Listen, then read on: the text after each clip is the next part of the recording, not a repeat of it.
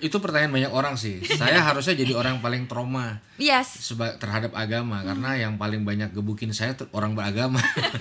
Keinginan kita yaitu tadi, penerimaan masyarakat itu berupa menganggap kami setara, memberikan ruang untuk kami berada di tengah masyarakat itu. Jadi kemudian kita tidak menjadi eksklusif. Indonesia adalah rumah bagi setiap kelompok dari beragam identitas, agama, suku, ras, etnis, gender, dan latar belakang identitas sosial lainnya. Kemajemukan ini harus kita rawat dan kita upayakan terus-menerus.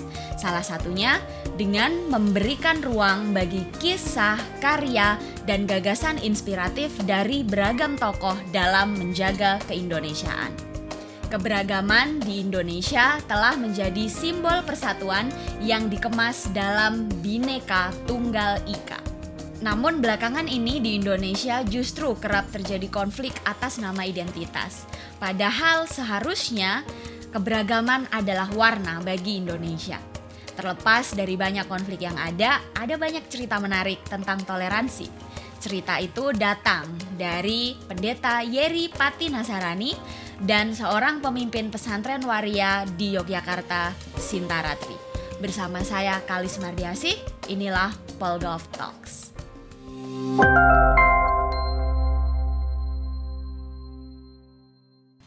Halo teman-teman, selamat datang di Polgov Talks. Bulan Desember ini menjelang perayaan Natal dan gak lengkap kalau kita gak bicara soal toleransi, perdamaian, kasih sayang.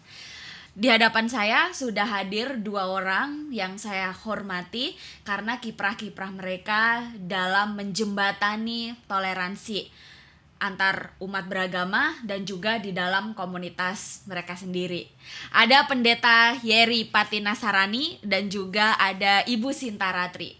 Pendeta Yeri Pati Nasarani sedang sibuk-sibuknya kayaknya berdialog dengan pemuka antar agama, kemudian juga saya lihat di Instagramnya tuh ya pendeta ya juga sedang mengkampanyekan Ayah Hadir. Nanti kita bisa bahas itu sedikit juga. Selain dengan kiprah-kiprahnya dalam mempromosikan toleransi di dalam agama Kristen. Juga Ibu Sintaratri, tentu saja kita sudah tidak asing dengan Ibu Sinta dengan kiprahnya membangun pesantren waria Al-Fatah Yogyakarta yang sudah berjalan selama 13 tahun. Apa kabar Pendeta Yeri dan Bu Sinta? Baik, sehat. Oh iya. Terima kasih sudah hadir di Polgov Talks. Terima kasih sudah diajak juga nih. Ya, senang banget. Mungkin kita bisa mulai dari Pendeta Yeri ya. Pendeta biasa perkenalan dulu ke teman-teman. Ini perkenalannya agak panjang tapi juga singkat aja gitu ya. Mungkin dari lahir, terus kemudian riwayat pendidikan gitu, terus sedikit lah ya itu di masa muda ada error-errornya tapi kemudian memutuskan untuk menjadi pendeta itu riwayatnya seperti apa? Ya baik, terima kasih nih, salam kenal semuanya. Ya nama saya Yeri Pati Nasarani, saya anak kedua dari 3 bersaudara. Ayah saya itu pemain bola ya, jadi tahun 70-an ayah saya itu kapten timnas, lalu jadi pelatih bola juga, jadi komentator bola juga. Waktu meninggal dapat penghargaan Bapak Futsal Indonesia. Jadi saya anak pemain bola lah gitu. Nah, saya bercita-cita bukan jadi pemain bola tadinya, jadi pemain tenis ya, lumayan cukup serius. Lalu tiba-tiba di kelas 1 SMP perkenalan dengan banyak hal termasuk dengan narkoba juga. Nah, akhirnya terjerumus lah yang tadinya mau jadi atlet, jadi pemakai narkoba dan bahkan jadi bandar narkoba juga. Jadi cukup lama 9 tahun habis lah. Tinggal sisa dikit itu tenaga dan energinya. Akhirnya kakak laki-laki saya kena, papa mama itu udah mau pisah, adik saya depresi dan kami masuk dalam sebuah fase yang nggak mudah banget gitu. Udah di ujung tanduk. Lalu di ujung tanduk itu ayah saya memutuskan 2 hal. Pertama, dia menyerahkan ke dalam tangan Tuhan. Lalu kedua, dia memutuskan untuk bertanggung jawab, bukan menjadi nama yang orang banyak kenal, tapi sebagai ayah. Dia tinggalkan profesinya lalu dia dampingin saya, dan 20 tahun yang lalu saya ngalamin satu perjumpaan dengan Tuhan secara pribadi. Nah dari situlah saya merasa bahwa ya nyawa serep ya gitu. Masih diizinkan hidup dari 9 tahun pakai narkoba tuh mujizat. Jadi saya tahu apa yang harus saya lakukan di dalam menjalani kehidupan ini, dan saya memutuskan untuk mengabdikan hidup saya untuk Tuhan, untuk kemanusiaan, untuk agama, intinya untuk orang lain lah. Dan secara itu dengan tenaga yang ada, secara konsisten sampai hari ini. Ya memang kalau riwayat pendidikan saya lumayan komplek ya. Ya karena saya SMP 2 kali dikeluarin dari sekolah, SMA 8 kali gitu. 8 kali. Pindah Levelnya udah SMA. bandar ya. Dikeluarkan. Dikeluarkan. Iya. Saya setiap kali masuk lokasi kampus tuh saya selalu ingat dulu, karena saya nggak pernah kuliah, karena dulu itu sempat DPO polisi. Jadi kalau pemakai itu sulit, udah pasti bermasalah lah dan sebagainya. Dan saya bersyukur meskipun nggak pernah kuliah, tapi hari ini ada di kampus bersama dengan teman-teman yang di sini gitu. Ya itulah konsistensi yang saya lakukan sampai hari ini. Jadi ketika teman-temannya lagi pada mahasiswa itu, Pendeta Yeri ada di mana pada saat itu? Wah udah nggak karu-karuan gitu. Saya jadi bandar dalam usia yang sangat muda, dikejar polisi, dikejar massa, dimusuhin orang gitu. Satu kali saya kedapatan overdosis gitu, karena menggunakan narkotika, diangkat orang, dibuang saya di got karena dipikir udah mati. Jadi nggak sama sekali, hampir nggak ada harapan gitu. Makanya teman-teman yang kuliah nih bersyukur dah masih bisa duduk meskipun dalam masa pandemik yang nggak mudah ini akhirnya. Tapi kan paling nggak ada studio dan ada acara yang luar biasa pada hari ini. Gitu. Iya, saya udah sering dengar konten-kontennya Pendeta Yeri, tapi hari ini saya melongo lagi. Iya, baik kita ke Bu Sinta. Bu Sinta mungkin bisa bercerita juga. Oke, saya 8 bersaudara, saya anak nomor 3. Saya lahir 59 tahun yang lalu.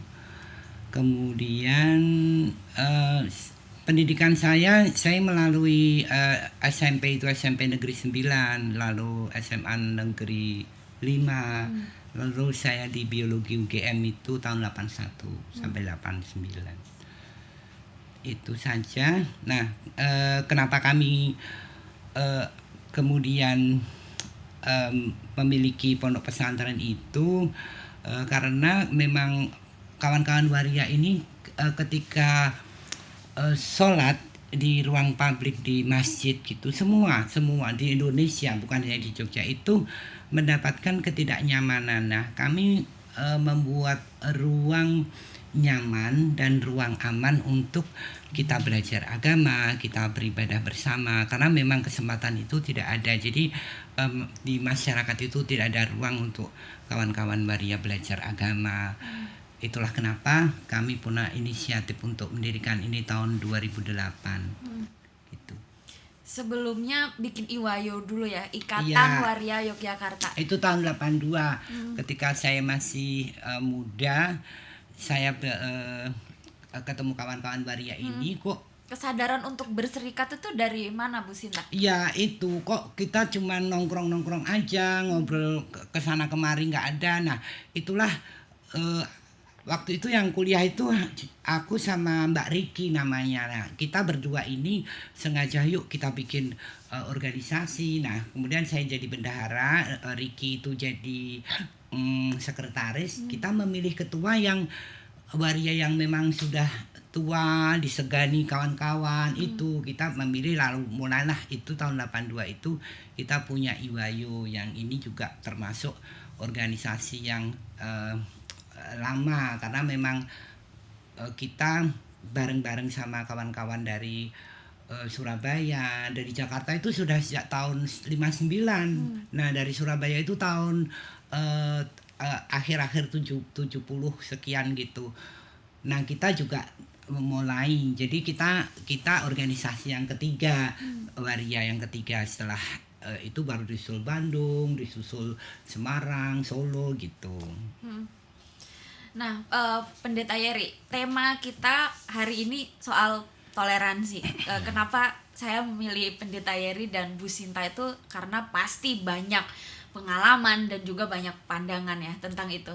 Nah, Dari Pendeta Heri ini kita justru bisa mengulik dari dua sisi ya, maksudnya dari sisi sebagai Kristen maupun sebagai mantan pecandu ya kita nyebutnya, pecandu narkoba gitu. Nah, mungkin pandangannya akan berbeda ketika bicara tentang toleransi, itu bukan yang klise-klise aja kan, dari dua komunitas ini. Betul. Bagaimana pengalaman soal itu, Pendeta? Ya, itu akhirnya menjadi satu PR sih menurut saya sampai hari ini gitu, karena kalau kita tidak menyelesaikan masalah ini, maka masalah ini menyelesaikan kita. Dan itu akan masuk juga ke internal. Misalnya contoh, sebagai mantan pemakai narkoba, saya udah 20 tahun berhenti. Nah, apa sih tantangan terbesar saya sampai hari ini? Bukan kepengen pakai lagi, tapi stigma negatif dari masyarakat. Hampir semua lapisan masyarakat punya kacamata stigma, termasuk di dalam kerohanian gitu. Jadi kadang-kadang saya masih dipertanyakan gitu loh, mungkin dengan penampilan. Bahkan pernah satu kali di gereja, saya ini pernah hampir dipikir mau maling di gereja karena penampilan, karena belum ada yang tahu juga waktu itu. Tapi itulah bentuk stigma-stigma yang akhirnya harus turun dan mengedukasi teman-teman ini supaya tidak memberikan stigma negatif, justifikasi yang di depan mata, sehingga kehidupan bertoleransi ini nggak akan nyaman dengan adanya stigma-stigma itu. Demikian juga dengan kacamata kerohanian, bahwa umat Kristen meskipun minoritas tapi tidak boleh pasif dalam berperan serta untuk mengambil tanggung jawab dalam berbagai masalah di bangsa ini. Salah satunya adalah masalah toleransi dan intoleransi ini gitu. Jadi kurangnya budaya kepedulian dari teman-teman Kristen ya menurut saya untuk mengambil tanggung jawab juga. Jadi bukan hanya tanggung jawab keagamaan, tapi ada juga tanggung jawab kebangsaan.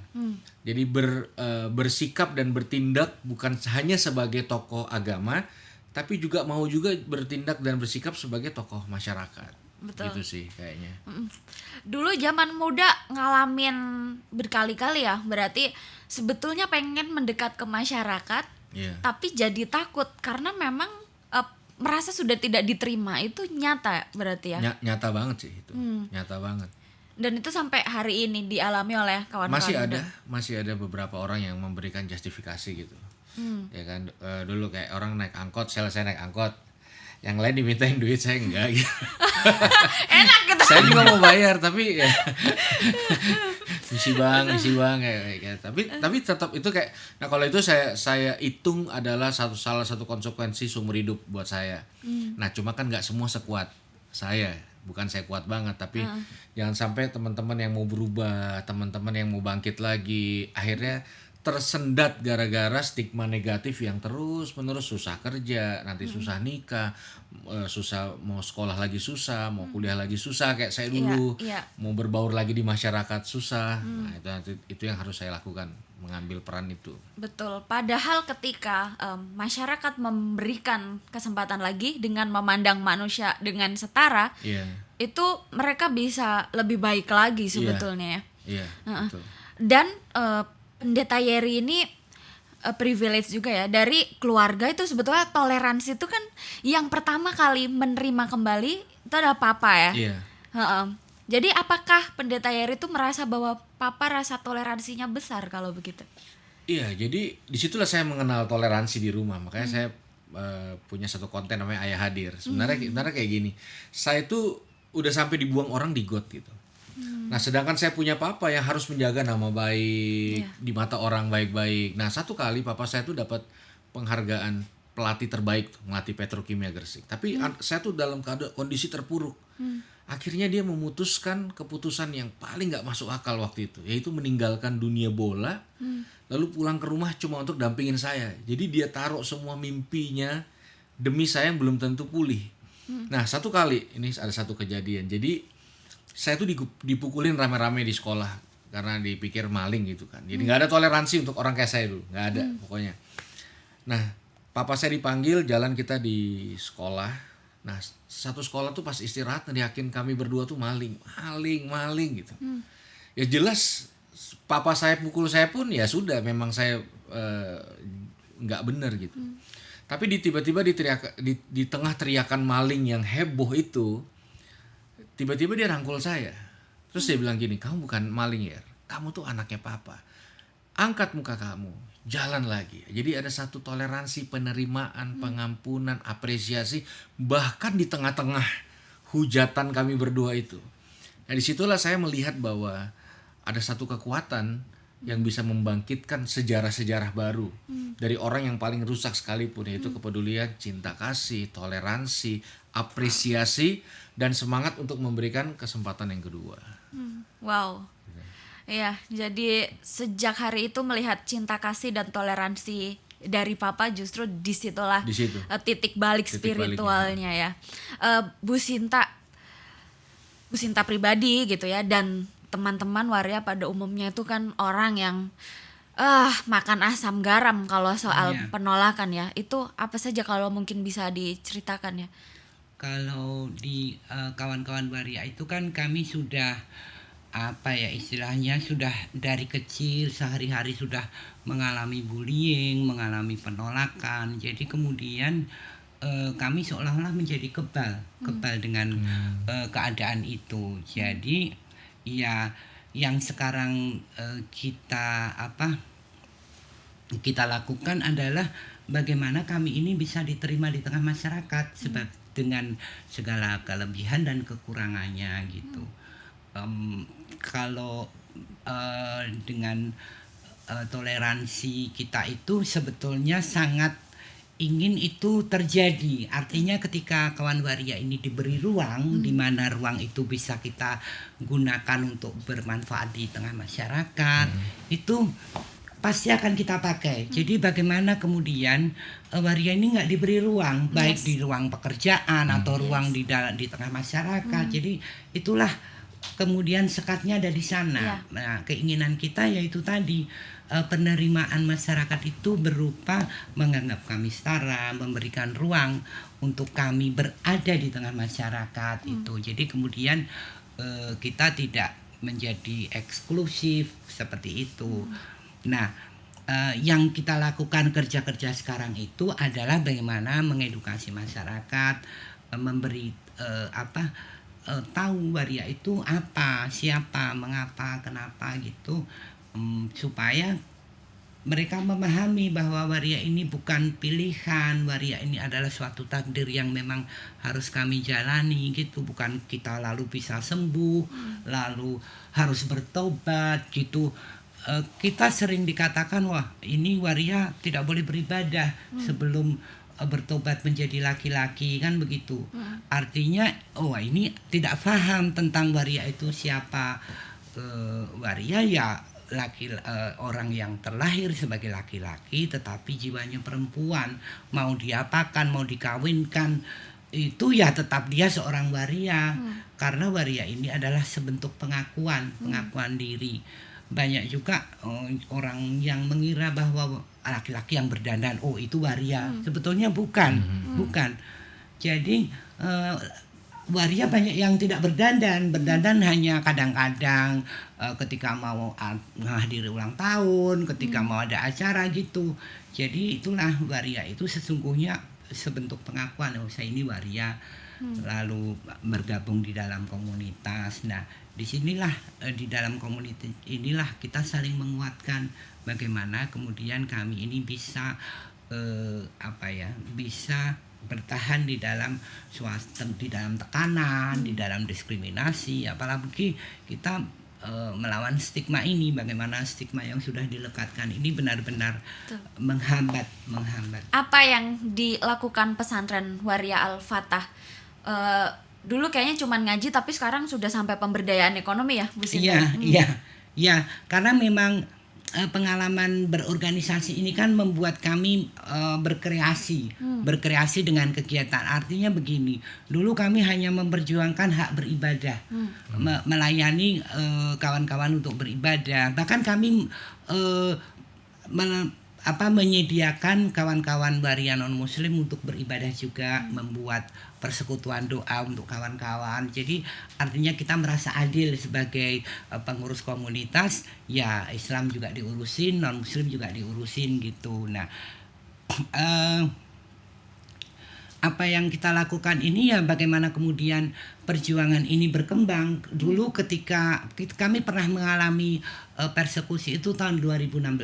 Nah, disinilah kita sadar bahwasanya ternyata beribadah pun kami ini mendapat tekanan untuk tidak boleh, untuk ya artinya kemudian di samping kami lalu kemudian memperjuangkan hak untuk beribadah, kami memperjuangkan hak untuk rasa aman, untuk berekspresi, bahkan untuk mencapai kesejahteraan. Itu dengan cara ya kita berjejaring dengan kawan-kawan akademisi, dengan pemerintah, kita melakukan audiensi, kemudian kita mendekati tokoh agama, tokoh masyarakat. Itu yang kami lakukan. Ya. Ya seringkali masyarakat itu mempertanyakan kenapa waria atau kawan-kawan transpuan itu identik dengan menjadi pekerja seks atau menjadi pengamen di jalanan, tanpa masyarakat sendiri sadari bahwa sebetulnya mereka seperti itu karena masyarakat yang tidak memberikan kesempatan. Sekolah aja udah nggak boleh gitu, mengakses pekerjaan-pekerjaan yang pada umumnya sudah nggak boleh kan, sehingga ya sama juga seperti yang diceritakan Pendeta Yeri gitu, sebagai mantan pecandu narkoba baru mau sekolah atau baru berada di tengah masyarakat aja udah dikira preman atau pencuri seperti itu ya. Kembali ke Pendeta Yeri, tapi sekarang Pendeta Yeri mengimani bahwa sebetulnya di dalam Kristen itu sangat terbuka terhadap kelompok-kelompok marginal, termasuk mantan pendosa. Iya. Jadi kasih kan menjadi core utamanya di dalam iman kekristenan, bahwa dan yang utama dari kasih adalah bagaimana seseorang belajar mencintai Tuhan setelah Tuhan mencintai dengan begitu dalam. Nah, ternyata ketika seseorang belajar mencintai Tuhan, kedalamannya akan mencapai pada satu realita adalah dia harus belajar mencintai apa juga yang Tuhan cintai. Nah, sebenarnya titik poinnya di situ. Nah, banyak orang hanya mau datang dan mencintai dan mengasihi Tuhan. Lalu ketika mereka sadar bahwa ternyata Tuhan bukan mencintai dirinya aja, Tuhan juga mencintai orang lain, agama lain, kelompok lain, semua yang berbeda, dan ternyata Tuhan mengasihi semua manusia. Nah, disitulah terjadi satu titik dilematis banyak orang. Nah, sehingga kita membutuhkan Tuhan bukan cuma untuk mencintai Tuhan, tapi juga untuk mencintai orang-orang yang Tuhan cintai, siapapun itu, apapun latar belakangnya. Jadi kegagalan yang terjadi adalah ketika seseorang tidak mau belajar mencintai apa yang Tuhan cintai, dan sedangkan itu menjadi satu chord yang penting. Nah, jadi semua akan digiring kepada understanding itu. Karena begitu besar kasih Tuhan akan semuanya, dia menyerahkan, dia mengasihi, dia memberkati dan sebagainya. Gitu. Menarik bagi saya adalah bahwa ini antara Pendeta Yeri dan Bu Sinta tuh sama-sama ya. Jadi tafsir agama gitu ya yang selama ini itu agak-agak dikenal gitu sebagai menolak dua hal ini yang bertentangan dengan agama ya pada umumnya. Misalnya obat-obatan terlarang itu bertentangan dengan agama. Kemudian waria dianggapnya itu bertentangan dengan agama gitu oleh tentu saja sebagian kelompok yang memiliki tafsir yang masih eksklusif ya. Tetapi baik Pendeta Yeri maupun Bu Sinta ini justru memilih kembali pada agama gitu. Kenapa masih mencari pengharapan kembali kepada agama, Pendeta Yeri? Iya, karena ya itu pertanyaan banyak orang sih. Saya harusnya jadi orang paling trauma terhadap agama, karena yang paling banyak gebukin saya orang beragama. Gitu kan. Nah itu ketika saya memutuskan untuk mengenal Tuhan ya secara eksklusif yang sebenarnya dalam artian, maka saya menemukan begitu banyak pemandangan-pemandangan yang indah. Tuhan itu kayak cermin ajaib yang menolong saya bukan cuma untuk melihat diri bagian luar saya juga, lalu saya juga jadi tahu dalam saya. Nah, ketika saya tahu dalam saya mulai tahu juga ternyata orang nggak selalu seperti yang di luarnya. Dan kayaknya cuma kacamata agama yang memampukan saya untuk tidak menjustifikasi orang berdasarkan luarnya aja, tampak luarnya aja, image-nya aja, asumsinya aja. Dan saya bisa menemukan begitu banyak keindahan yang ada di dalam kehidupan seseorang. Saya bisa menemukan satu petualangan yang indah, dahsyat dan seru, menemukan satu identitas yang menarik dan indah. Dan kayaknya sulit kalau di luar instrumen agama. Iya. Ya menurut saya menggunakan agama untuk itu gitu. Sekalipun saya banyak terluka karena orang memaksa saya untuk melihat angle yang Tuhan yang sadis, Tuhan yang nggak toleran, Tuhan yang nggak mau kasih kesempatan kedua, Tuhan yang mirip. Jadi saya banyak belajar. Jadi saya kayak akan rasa ketika agama itu menjadi satu dalam kehidupan saya. Saya punya banyak taste gitu. Dan itu memudahkan saya untuk hidup berinteraksi dengan siapapun dan membuat saya sangat enjoy menjalani hidup. Yes. Gitu. So agama yang bukan lagi kata orang, Tuhan yang bukan kata orang, tetapi agama dan Tuhan yang Pendeta Yeri sendiri kenal sedikit demi sedikit ya. Oke.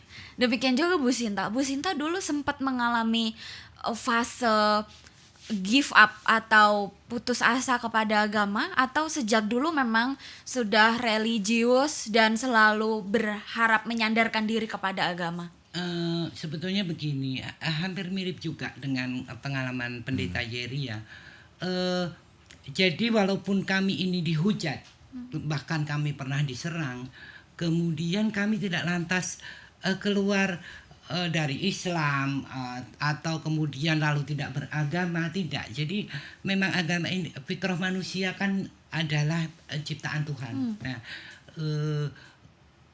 semua orang membutuhkan religiositas untuk pelampiasan itu, pelampiasan perasaannya. Jadi walaupun kami tidak dianggap oleh orang-orang tertentu, kami tetap berjalan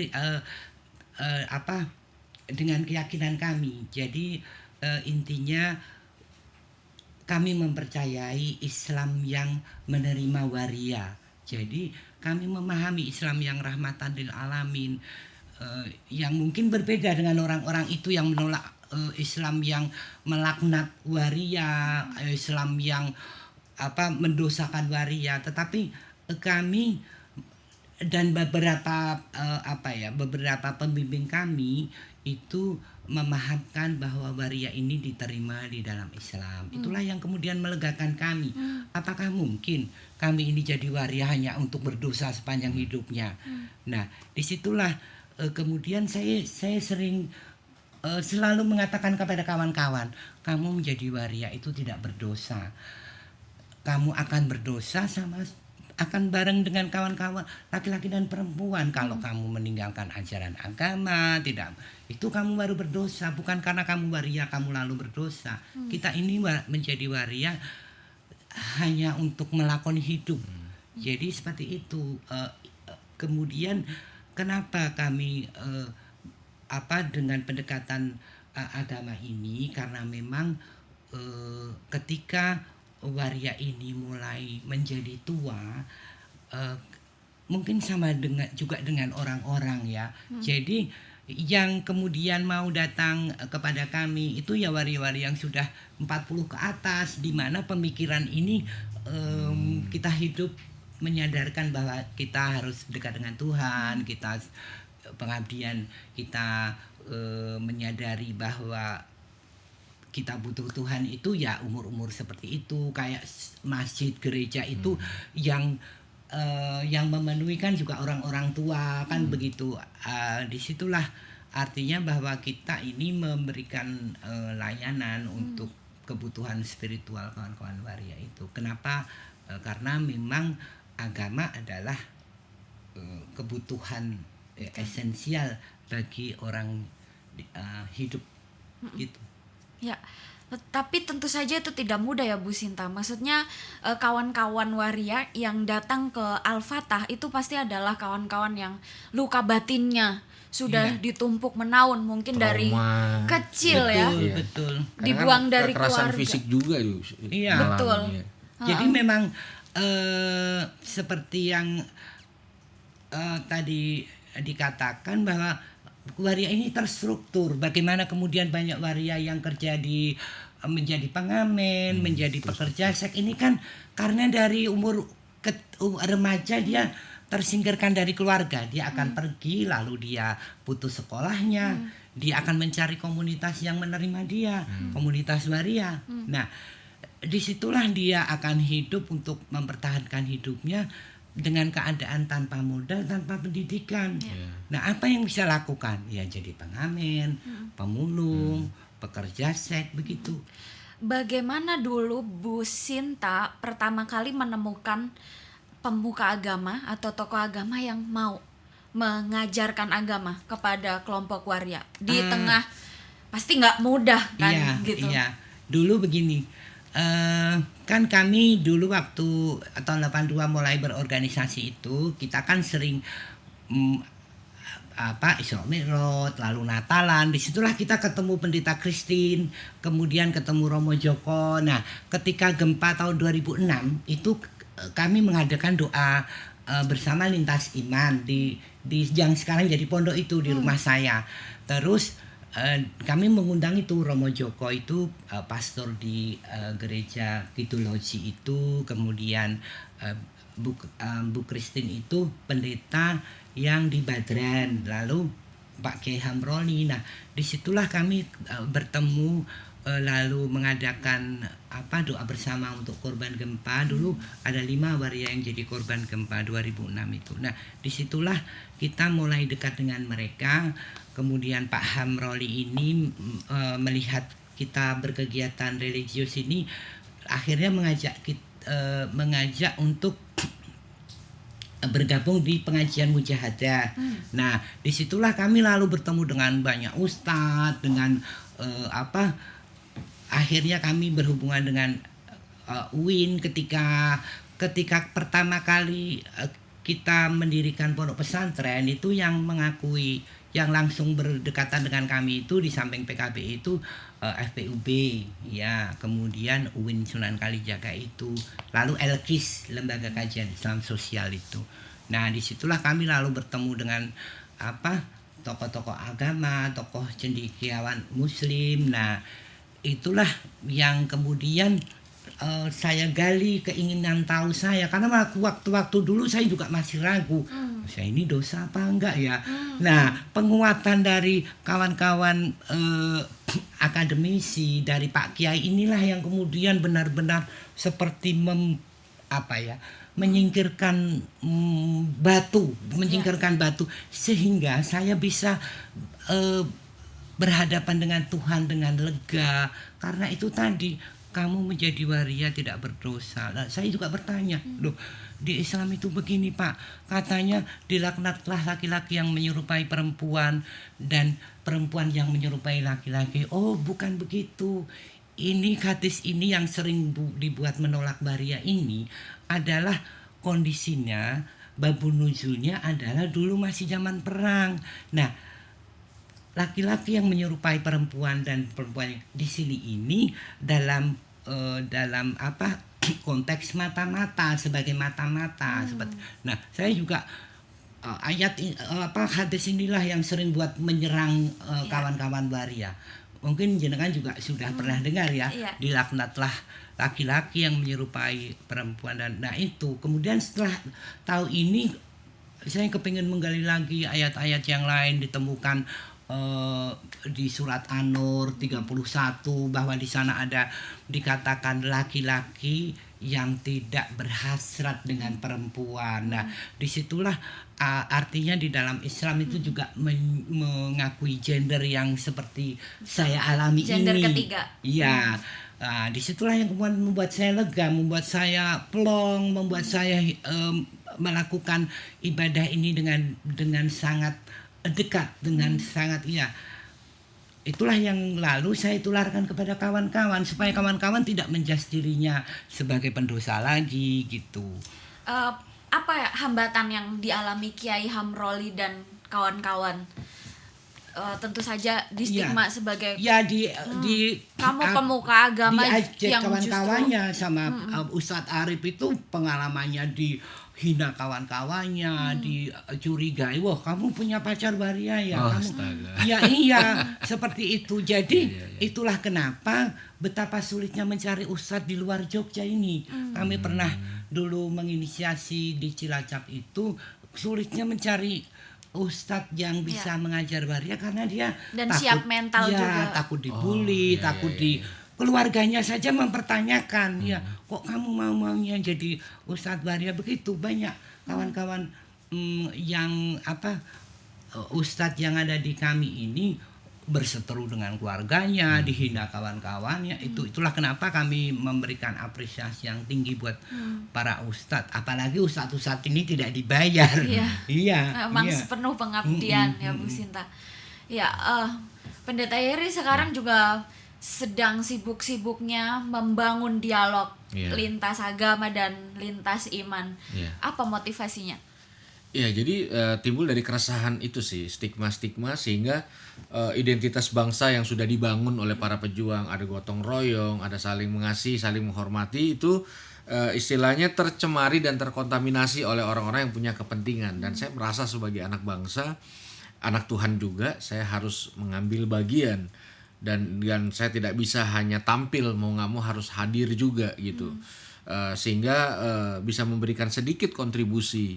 Nah, saya percaya sedikit kontribusi ini bisa menimbulkan satu pengharapan baru buat bangsa ini. Sekalipun nanti yang menikmati anak saya yang masih 5 tahun itu, nanti dia yang nikmati mungkin apa yang saya lakukan pada hari ini gitu. Tapi saya rasa belum tentu kita punya waktu seperti sekarang untuk berkontribusi gitu. Maksudnya apa itu? Maksudnya gini, kalau kita tidak dengan segera menyelesaikan permasalahan-permasalahan yang ada, bisa jadi 2 tahun lagi nih udah tahun politik lagi. Iya. Udah keletihannya. Lama-lama orang udah letih mencintai Indonesia, letih mencintai perbedaan, bombardir yang begitu. Makanya menurut saya budaya memang harus dilawan lewat budaya. Nah, saya lakukan mimpi saya tercipta satu budaya asli yang asli, sehingga terjadi tabrakan budaya hari-hari ini. Sehingga generasi ini teredukasi, siap dengan benturan yang cukup ekstrim antara orang yang punya hati dan tak bertanggung jawab dengan orang yang tidak punya hati dan tidak punya tanggung jawab. Dan saya rasa ini momen yang tepat, dan ini akan menjadi satu lahirnya budaya juga dengan yang kita obrolkan bertiga ini, saya rasa gitu. Makanya saya konsisten. Kelompok-kelompok yang masih menolak kelompok-kelompok yang mereka anggap berbeda dari kelompok mereka, itu menurut Pendeta Yeri itu bersumber dari keyakinan agama yang mereka yakini atau ada faktor lain sih sebetulnya? Faktor teologi sih menurut saya cukup dominan sih, dalam artian ketika seorang menggunakan kacamata. Jadi kalau gini, kayak saya pakai kacamata hijau, saya lihat apa juga jadi hijau gitu. Mau dia dengar semua ayat-ayat juga jadi hijau gitu. Nah, saya kasih contoh, waktu pandemi kemarin saya memutuskan untuk mengambil bagian juga untuk masyarakat. Nah, segmen-segmen yang saya pilih itu ya teman-teman Transpon juga yang ada di Jakarta, di Roxy, shelter-shelter yang ada. Terus teman-teman debt collector. Wow. Ini mainnya serem banget ya ini orang. Terus akhirnya makin ini kan satu segmen lagi, teman-teman yang bekerja di dunia malam, terapis pijat plus. Ya kan, di bartender, DJ, LG, itu semua. Saya dapat banyak respon negatif dari teman-teman rohani gitu loh. Nah, argumen saya kan, yang lapar kan bukan pendeta aja. Teman-teman LC juga lapar dan sebagainya. Tapi saya rasa harus melakukan itu untuk kepentingan juga membiasakan orang untuk tidak berstigma. Kalau yang dilakukan itu menjadi viral, menurut saya belum berhasil. Orang sampai harusnya itu udah biasa banget gitu. Gak perlu di apa-apain itu memang tanggung jawab sosial kita. Itu udah nature-nya. Bangsa ini punya identitasnya itu. Bahwa ya memang ada profesi-profesi dan sebagainya, tapi inklusif kita nggak boleh berhenti untuk mencintai Indonesia dan apa yang ada di dalamnya gitu sih. Kalau ada orang-orang yang memandang negatif ya dari sesama pemuka agama, Pendeta Yeri bilang apa? Saya sih jujur menghindari perdebatan. Itu yang buat orang makin sebel kali guys saya gitu loh. Jadi kan nggak bisa gitu misalnya debat. Kalau debat ya sudah kamu yang menang. Saya sih nyari teman. Kalau nggak mau jadi teman ya sudah nggak apa-apa. Saya berharap kita beda tapi masih bisa ngopi bareng. Sekali-sekali main futsal bareng, ketawa-ketawa bareng sekalipun beda. Tapi kalau yang nggak bisa ya nggak apa-apa. Tapi kalau debat, mohon maaf deh, anggap aja kamu menang, saya WO, saya pergi. Tapi harapan itu sekarang udah semakin kelihatan ya. Iya, jadi ternyata memang nggak bisa. Jadi nilai itu tidak bisa diselesaikan di ruang debat, harus diselesaikan di ruang keteladanan, menurut saya. Jadi saya harus banyak menghindari ruang debat dan banyak membangkitkan keteladanan dan nilai-nilai hidup yang kayaknya nilai argumentatifnya lebih kuat, lebih relevan gitu. Memang meletihkan sih, karena harus menjaga satu konsistensi untuk menjaga value. Tapi saya rasa orang butuh teladan sih, dan karena krisis teladan juga kan. Sehingga ketika orang melihat, maka hati yang tergerak, paling enggak oh dia aja bisa, kok kenapa ya, paling enggak dia nanya kok mau sih gitu kan. Saya yakin kan beberapa ustadz yang datang ke pondok juga orang mempertanyakan, dan menurut saya orang nanya juga udah bagus gitu, berarti kan ada kesempatan kita untuk menjelaskan. Artinya ada perhatian. Iya gitu. Betul. Menarik sih. Iya. Jadi sekarang dengan terbukanya obrolan-obrolan di media sosial yang kadang-kadang apa ya, kekerasan simbolik ya, intoleransi itu kan juga semakin naik ya, Pendeta Yeria. Nah, bagaimana sih sebetulnya kawan-kawan Kristen merespons itu gitu? Sebetulnya mengalami ketakutan atau ketidaknyamanan juga nggak sih? Sebenarnya iya sih, kayak saya pernah kok ngalamin di persekusi, gereja ditutup paksa, pernah saya gitu. Gitu. Nah, tugas saya kan adalah pertama tidak membiarkan ada stigma negatif dari teman-teman Kristen ke agama tertentu di masyarakat. Karena itu saya rasa bagian dari apa yang rencana orang mau ngancurin bangsa ini. Begitu. Kedua, saya mengerahkan energi saya untuk membangun jembatan. Lebih daripada memulihkan trauma ini. Kadang trauma ini nggak akan ada ujung dasarnya gitu loh. Nanti ini bawa lagi tahun 99, bawa lagi peristiwa yang di Makassar ini. Nah, ketika jembatan terbangun, maka orang akan aktif. Nah, banyak nih di dalam kekristenan orang positif tapi nggak aktif. Ya. Nggak aktif gitu loh. Jadi berani untuk saleh pribadi aja, saleh sosialnya iya. belum muncul. Mereka mungkin banyak rasa kalau udah ramean, baru deh saya yang belakang deh, cari aman dulu, ya nggak apa-apa deh, saya yang duluan. Toh nggak ada apa-apa juga. Betul. Ya sebetulnya itu tidak hanya di Kristen ya, di semua agama dan pemeluk kepercayaan juga selalu ada yang saleh pribadi saja, tetapi saleh sosialnya dengan berbagai faktor belum muncul. Itu kalau di pemilu masa mengambang. Masa mengambang. Baik. Jadi mungkin juga nggak punya faktor pendukung untuk raising their voices ya. Iya, oke. Bu Sinta, sekarang kawan-kawan usahanya apa saja? Ya, inilah karena COVID-19 itu usaha kawan-kawan ini tiarap semua. Jadi tahun 2022 ini kami rencana untuk membangun usahanya kawan-kawan, melakukan kerjasama dengan dinas UMKM dan koperasi. Kita mau kebetulan ada funding yang bisa membantu untuk kebangkitan ekonomi kawan-kawan ini. Tetapi juga kita seperti yang bilang tahun 2004 adalah tahun politik ini, kami selalu punya agenda khusus untuk meminta jaminan keamanan. Jadi kami akan kira pengalaman ini. Jadi kami akan audiensi dengan Polda, lalu di sana kita meminta jaminan keamanan karena LGBT ini isunya sering dinaikkan untuk elektabilitas suatu partai tertentu misalnya gitu. Jadi kami setahun sebelumnya biasanya audiensi ke Kapolda, kemudian meminta jaminan keamanan untuk semua kegiatan kami gitu.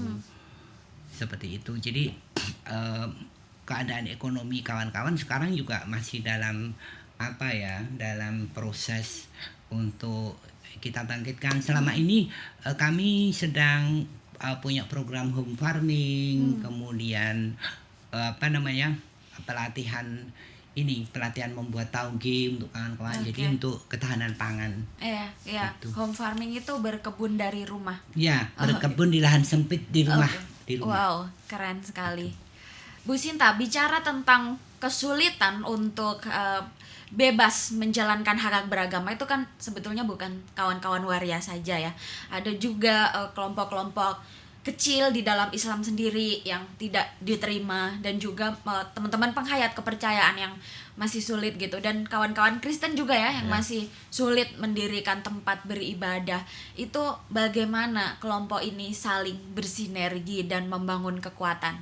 Ya, memang itu sudah lama kita melakukan sinergi itu melalui namanya ANBTI, Aliansi Nasional Bhinneka Tunggal Ika. Nah, di sini di dalam ANBTI ini ada Ponpes Waria, ada Syiah, Ahmadiyah, kawan-kawan Kristen, Katolik, juga penghayat. Nah, disitulah kami di dalam konteks sebagai KBB, Korban Kebebasan Beragama.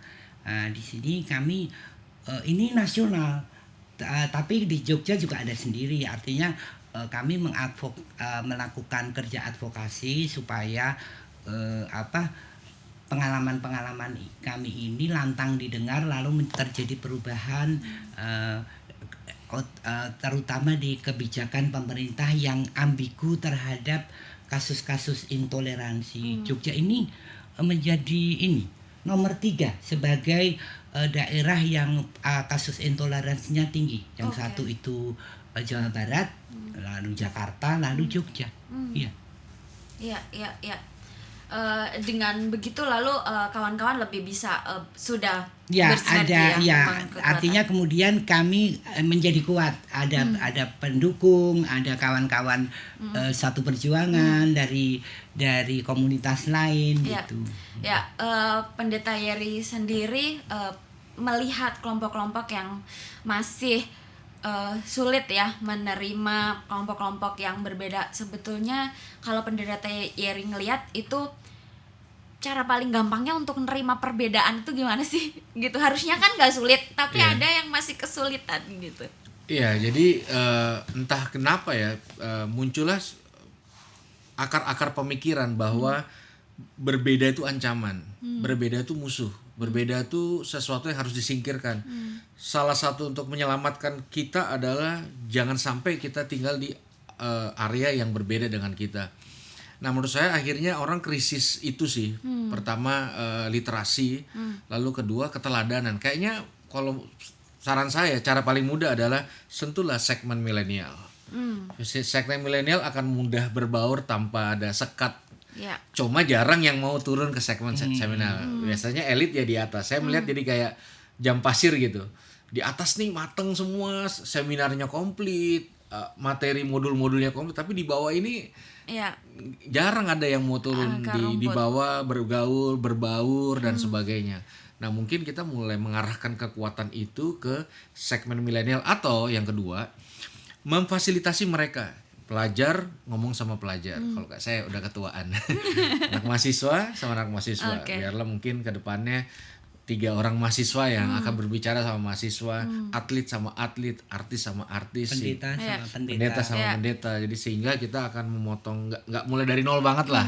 Seperti itu. Saya ngeliatnya kayak gitu sih. Ya, dialog, toleransi dan perdamaian teman sebaya. Iya. Kalau dulu zaman kita di SD negeri tuh biasa banget gitu biasa ya. Banget. Tapi mungkin sekarang situasinya udah ada yang bergeser ya. Betul. Sekolah-sekolah yang eksklusif, perumahan juga sekarang udah eksklusif. Bahkan fenomena tidak boleh mengucapkan Natal kepada kaum, ya kan?